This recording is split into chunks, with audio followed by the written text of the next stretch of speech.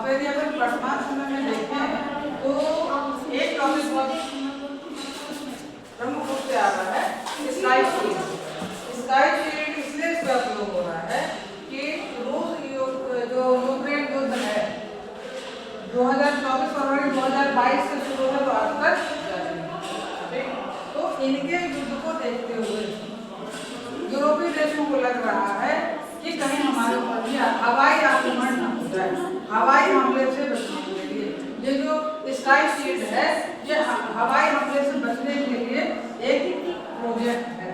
कैसा प्रोजेक्ट है? सामूहिक सुरक्षा। इसमें कितने देश शामिल हैं? इसमें कुल 21 देश शामिल हैं। बच्चों आपने वो कहानी सुनी होगी कि यदि आप लकड़ी का जो गट्ठर है यदि आप इकट्ठे उसको बांधते हैं तो कोई नहीं तोड़ पाएगा, ठीक है। तो यदि यही लकड़ी जो है जो गट्ठे होंगे उसको आप तोड़ देंगे तो कोई भी उसको कर सकता है, ठीक है। तो यदि इसको देखें तो इसमें जो है लकड़ी का बंधा हुआ गट्ठा है, यदि सब इकट्ठे रहेंगे बंडल है वो तो कोई अपन को नुकसान नहीं पहुंचा सकता। तो इसमें 21 देशों ने क्या किया है कि जर्मनी के नेतृत्व, ठीक है, जर्मनी के नेतृत्व में 22 अगस्त 2022, ठीक है, एक मीटिंग हुई। जर्मनी के चांसलर हैं ओलाफ शोल्ज, उनके नेतृत्व में मीटिंग हुई, सभी देश शामिल हुए। ये दो देश बाद में शामिल हुए, अल्बानिया और पुर्तगाल, ठीक है। बाकी जो 19 देश थे शामिल थे। कौन कौन से देश हैं? Germany, UK, Netherlands, Italy, Finland, Norway, Denmark, तटस्थ देशों में ऑस्ट्रिया, स्विट्जरलैंड, ठीक, रोमानिया, बुल्गारिया, बाल्टिक देश, ये 19 हो गए। ये जो अल्बानिया और पुर्तगाल है 2025 में शामिल हुए। पर जब ये मीटिंग हुई तो इसमें ये देखा गया रूस यूक्रेन युद्ध को देखते हुए उनके द्वारा जो मिसाइलें और जो भी चीजें अपनाए उपयोग में लाई जा रही हैं तो उससे यूरोपीय देश कैसे बचेंगे, ठीक है। तो इसका उद्देश्य क्या है? एयर डिफेंस, हवाई हमले से अपने इतने सारे जो देश हैं बचने के लिए उन्होंने सोचा कि हम क्या कर सकते हैं इसके लिए। अब जो डिफेंस का में जो सामान आएगा, जो तकनीक हमको इस्तेमाल करनी है, उसके लिए इस सिस्टम के लिए हमको संयुक्त खरीद करनी पड़ेगी। संयुक्त खरीद मतलब इतने देश मिल करके चीजें खरीदेंगे। कौन कौन सी? जो बड़े बड़े मिसाइलें हैं, जो भी ड्रोन वगैरह चाहिए पड़ेंगे। तो कारण क्या है इसका? हमको ये इसका क्यों हमें ये सब करनी पड़ रही है?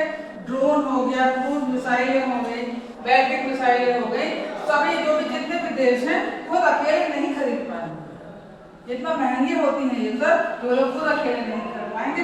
इसलिए संयुक्त प्रयास किया है कि चलिए हम ये सामूहिक सहयोग से हम ये काम कर सकते हैं, ठीक है। तो इसमें इन्होंने किया और 21 देशों ने इसका सहयोग किया। अब ये जो स्काई शील्ड है, ये जो प्रोजेक्ट है ये कैसे काम करेगा? तो ये जो हवाई हमले से बचेगा और इसमें क्या है, ये जो यूनिक ये जो प्रोजेक्ट है अपने आप में यूनिक क्यों है? पहली बात तो ये सुरक्षा कवच है और दूसरी बात इसकी 3 परत है। ये जो हवाई हमला से बचाव करेगा तो इनकी 3 परत है, ये ऐसे ऐसे चलने वाला सुरक्षा कवच ये रहेगा। अब ये जो 3 परत है ये कैसे अपने में काम करेगा?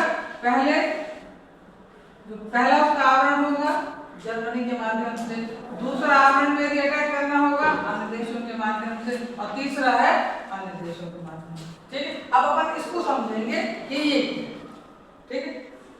तो इसको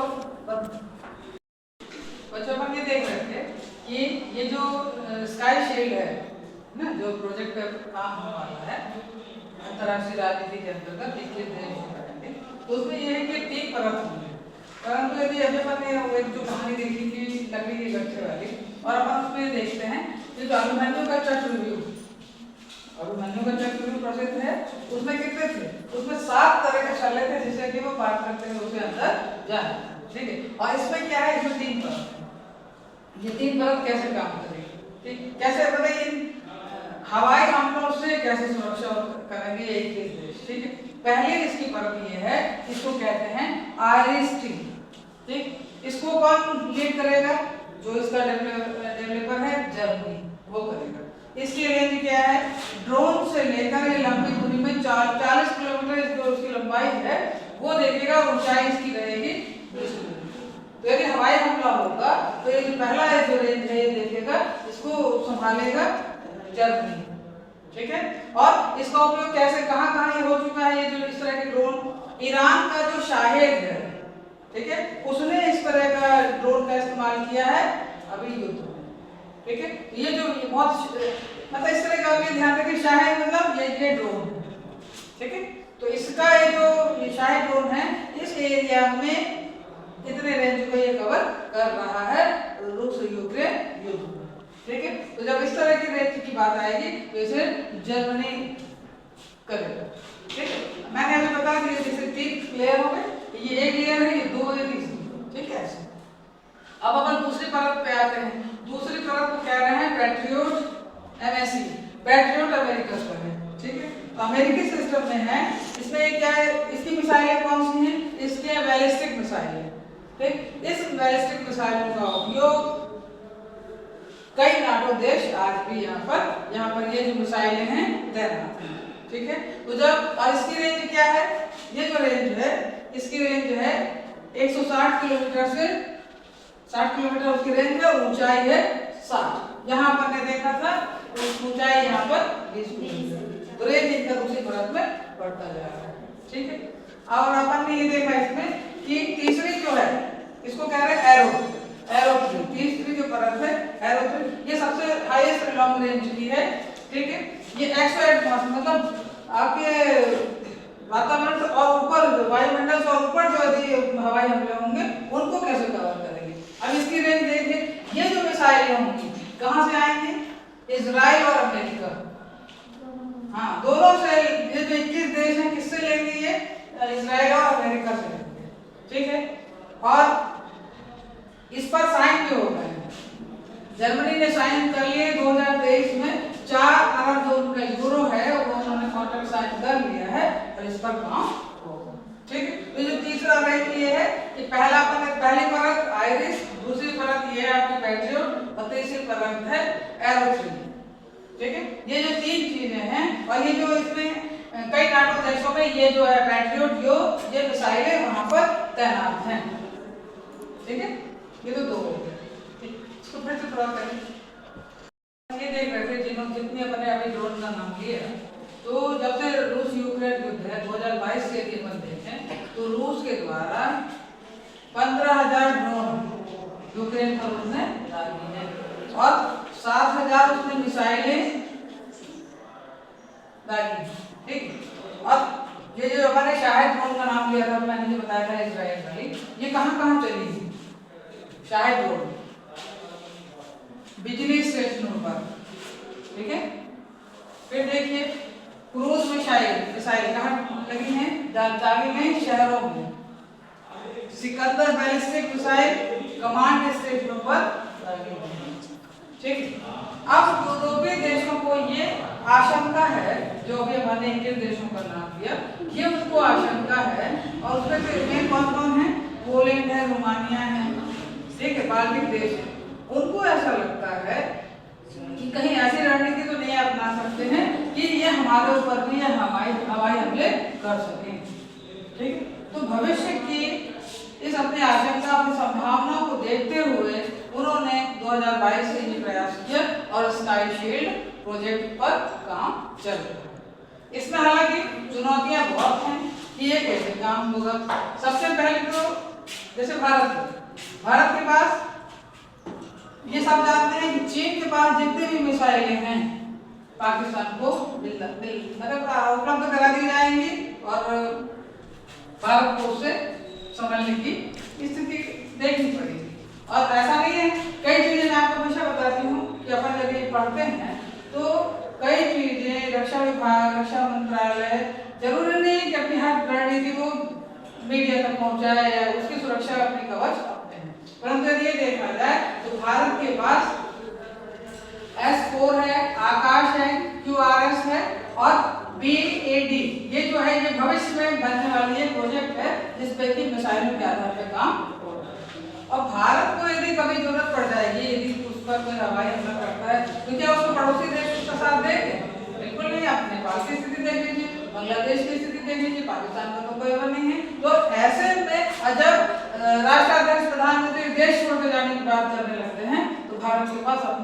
मिसाइलें हैं, अपना उसके पास रक्षा कवच है। ठीक, अब यहाँ पे देखना है कि विश्व में देखिए कि क्या यदि ये स्काई शील्ड प्रोजेक्ट है जो अभी आने वाला है, तो क्या इससे पहले क्या हवाई हमलों की तैयारी और देशों द्वारा नहीं की गई है? अभी अपन ने देखा ये जो जर्मनी का है आयरिश ट्री, पैट्रियट अपना देखा ये अमेरिका का है। तो अब ये जो अपन का स्काई शील्ड है ये किसके आधार पर बनेगा? अपन ने परत 2 में देखा है तो अमेरिका वाले पैट्रियट में कि इजराइल और अमेरिकी मिसाइल जब अपन को मिलेगी तभी अपन मतलब जो 21 देश है स्काई शील्ड प्रोजेक्ट पे काम हो सकेगा। मगर इसका यदि दूसरा पक्ष देखें तो क्या निर्भरता नहीं पड़ जाएगी? किस पर निर्भरता बढ़ेगी इन 21 देशों की? इजराइल और अमेरिका पर। ठीक है, और ये भी प्रश्न आ रहा है कि जर्मनी क्यों अकेले लीड करे? क्या इनमें से जो 21 देश है वो नहीं कर सकते क्या? पोलैंड नहीं कर सकते क्या? और नहीं देश कर सकते क्या?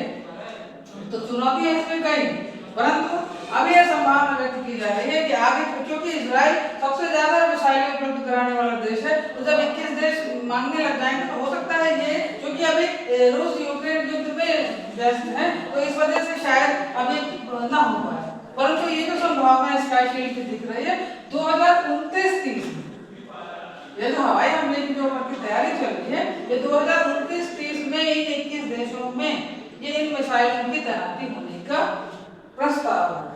तो तब तक संभावना ऐसी है कि इजराइल इनको उपलब्ध करा देगा, परंतु ये वर्तमान समय में एक चुनौती है। ठीक, मैं आज ये टॉपिक इसलिए लेकर आई थी कि अपन ने पढ़ा भारत की विदेश नीति क्यों आवश्यक है, विदेश नीति को प्रभावित करने वाले तत्व, उसके बाद से प्रथम विश्व युद्ध, द्वितीय विश्व युद्ध और फिर शीत युद्ध। तो शीत युद्ध के बाद ये जो है एक समय शीत युद्ध 1949-1991 में यही देशों ने सोचा था कि कैसे करना है रूस के खिलाफ, और आज ऐसी परिस्थिति आ गई रूस यूक्रेन युद्ध को देखते हुए 2022 से कि इस परिस्थिति से हमको कैसे निपटना है। इसलिए अंतरराष्ट्रीय राजनीति में एक नया प्रोजेक्ट आ रहा है, और अंतरराष्ट्रीय राजनीति में अब क्योंकि हवाई हमले एकदम नए तरीके के हो रहे हैं, इसलिए उस रणनीति से बचाव करने के लिए एक ये जो योजना है स्काई शील्ड योजना। ठीक, जब मैं सीसी लूंगी तो मैं इस तरह के पूरे प्रश्न दूंगी जैसे मैंने शाहिद बताया ये कितने किलोमीटर तक वो वार कर सकते हैं। ठीक है, तो जब आगे चल के हो सकता है एग्जाम में, जब तक एग्जाम होने लगे तो शॉर्ट नोट्स लिखने के लिए, टिप्पणी लिखने के लिए इस तरह पर प्रश्न आ सकते हैं। क्योंकि जब भारत में सर्जिकल स्ट्राइक हुई थी उस समय पर जब आपका परीक्षा देने का समय आया था तब तक सर्जिकल स्ट्राइक पे बड़ा क्वेश्चन और शॉर्ट नोट्स पूछे गए। तो अंतरराष्ट्रीय राजनीति में अपन को तैयार रहना चाहिए कि अपडेट के लिए इसमें अपन का शॉर्ट नोट्स आ सकते हैं। मैं तो सीसी में पूछूंगी और आगे से मैं आपको प्रश्न देती हूँ।